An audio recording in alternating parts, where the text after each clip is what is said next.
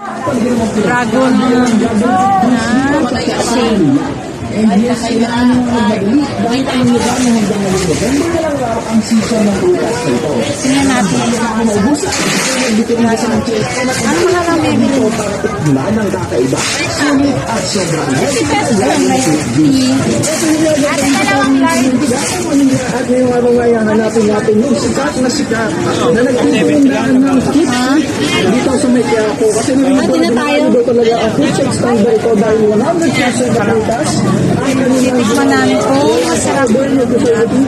Lahat natural. So, natin at yun nga, bali ko nga pala ang legendary fruit stand ni Ali Nene na matatagpuan lamang sa Hidalgo Street sa Coranda, Quiapo, Manila. Madali nyo nga lamang itong makita dahil sa may tapat lamang sa mismo ng simbahan ng Poong Nazareno at sobrang legendary naman talaga ang fruit stand na ito. Gusto pala sila magtitinda dito sa Quiapo at hinana na lang